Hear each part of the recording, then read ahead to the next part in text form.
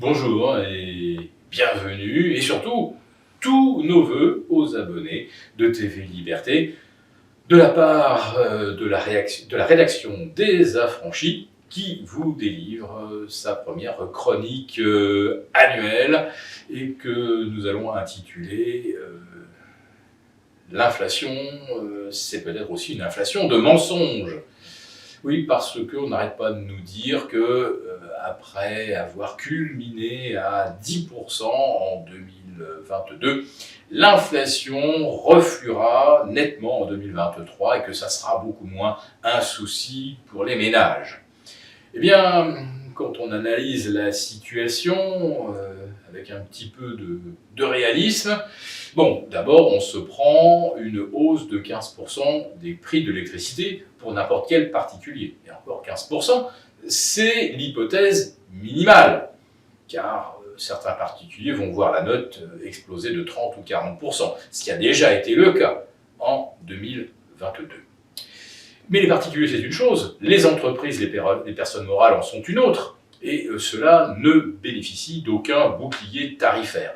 D'où tout le buzz en ce moment sur des boulangers qui voient leur note d'électricité multipliée par 10, les charcutiers traiteurs qui voient leur note d'électricité multipliée par 5, et si vous prenez un atelier de soudure ou de recyclage de métaux,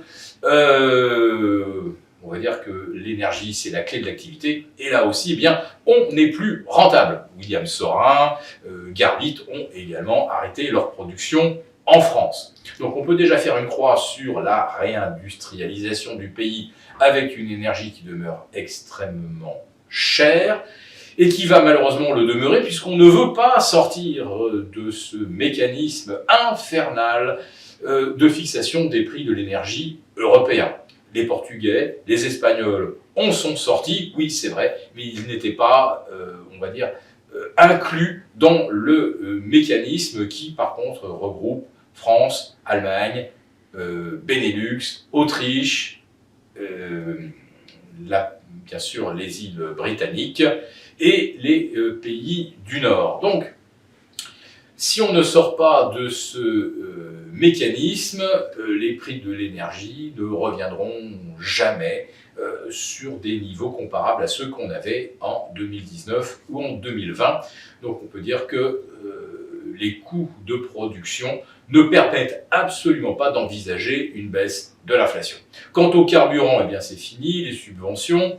On prend plus 10 centimes, plus 12 centimes, autrement dit, on prend déjà 5% dans la vue. Mais à partir de février, avec le boycott du diesel russe, il faudra qu'on le fasse venir eh bien, d'Inde, d'Arabie Saoudite, ou que sais-je, mais évidemment, probablement 20 ou 25% plus cher que le coût d'importation actuel. Donc les carburants, à partir de février, vont également se mettre à flamber.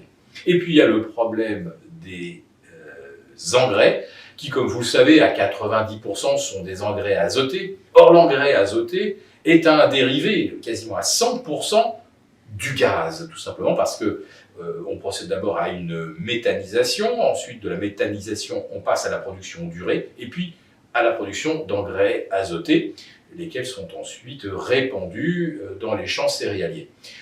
Les prix sont tellement élevés que les quantités utilisées sont déjà en très nette baisse depuis plus d'un an, et les rendements vont s'en ressentir. Autrement dit, le prix des pâtes, le prix de tous les dérivés de blé et autres graines va fortement augmenter et augmentera encore en 2023. Autrement dit, on va avoir que des mauvaises surprises à la pompe, en recevant sa note d'électricité, en allant faire ses courses au supermarché. Autrement dit, avec un pouvoir d'achat abîmé, il n'y aura probablement pas de croissance en 2023. Mais voilà, on n'arrête pas de nous abreuver de mensonges, comme quoi on va nous aider, prendre en charge, décaler les prélèvements fiscaux pour les boulangers, ce qui constitue véritablement une cautère sur une jambe de bois. Donc ne vous laissez pas abuser par tous les discours optimistes qu'on vous sert. Tout cela, c'est véritablement des contes pour enfants.